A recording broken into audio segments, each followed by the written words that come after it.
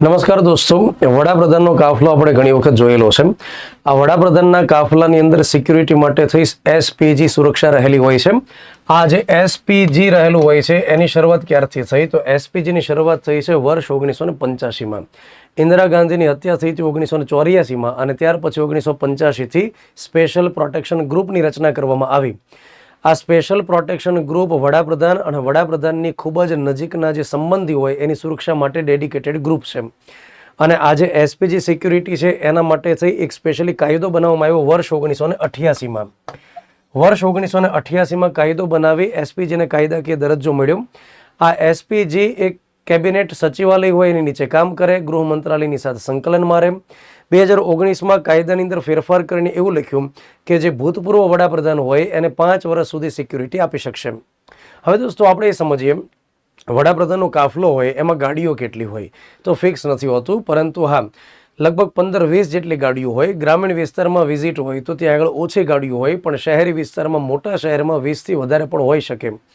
જેમાં વડાપ્રધાનની પોતાની જે ગાડી હોય એ એક ચાલતો ફરતો કિલ્લો આપણે સમજી શકીએ. આ જે વડાપ્રધાનની ગાડી રહેલી છે એ રેન્જ રોવરનો ઉપયોગ કરે અથવા તો મર્સિડીઝ બેન્ઝનો ઉપયોગ કરે અને હાઈ સિક્યુરિટી સ્ટાન્ડર્ડ જે હોય એનો ઉપયોગ કરવામાં આવે છે. આ જે ગાડી રહેલી છે એ ટોટલી બુલેટ પ્રૂફ હોય છે. ત્યાર પછી એની ઉપર AK-47ની ગોળીઓ અથવા તો કોઈ બોમ્બ હોય એની અસર ન થઈ શકે એ રીતે તૈયાર કરેલી હોય. 15થી 20 કરોડની અંદર એની ગાડી અંદાજે તૈયાર કરવામાં આવતી હોય છે. જ્યારે વડાપ્રધાનની ગાડી હોય એની સાથે એની જેવી જ અન્ય કેટલીક ગાડીઓ રાખવામાં આવતી હોય છે. 2 થી 3 ગાડીઓ વડાપ્રધાનની ગાડી જેવી જ હોય, જેથી કરીને જે હુમલાખોર હોય એ મૂંઝવણમાં મુકાઈ શકે કે આમાંથી કઈ વડાપ્રધાનની ગાડી હશે. ત્યાર પછી એની સાથે એસપીજીની લગભગ 4 થી 6 જેટલી ગાડીઓ રહેલી હોય છે. ત્યાર પછી એક જામર માટેની ગાડી હોય છે.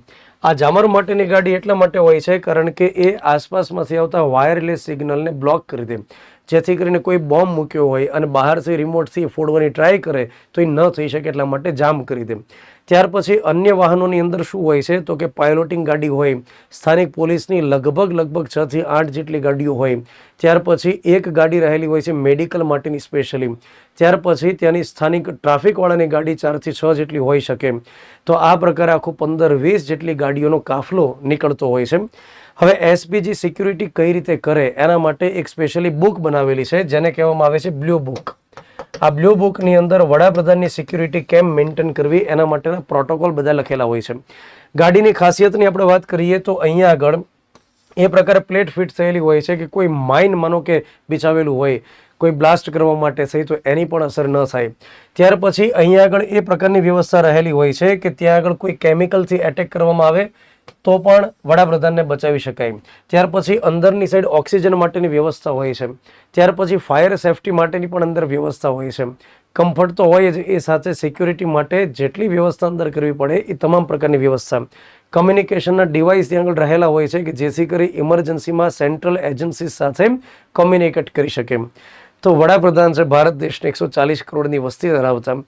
ઘણીવાર વિદ્યાર્થીઓ મને એક સવાલ પૂછેલો, લગભગ 2 થી 3 વાર તો પૂછેલો કે વડાપ્રધાન માનો કે અત્યારે અમદાવાદની અંદર છે, ત્યાર પછી બપોર પછીનો કાર્યક્રમ બેંગ્લોરમાં છે, તો પછી ગાડી આની આ જ વાપરવામાં આવતી હોય કે પછી ત્યાં કોઈ અલગ આ પ્રકારની ગાડી તૈયાર કરે? તો યાદ રાખો કે વડાપ્રધાનની ગાડી અને એસપીજી સુરક્ષા માટેની ગાડીઓ ત્યાં આગળ અલગ ન હોય, એની ગાડી એક જ હોય અને એમની ગાડીને એરલિફ્ટ કરી ત્યાં પહોંચાડવામાં આવે. તો વડાપ્રધાનની હારવાર ગાડીને પણ ત્યાં પહોંચાડી દે.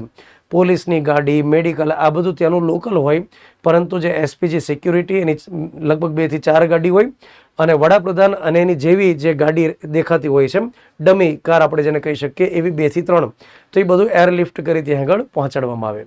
Thank you.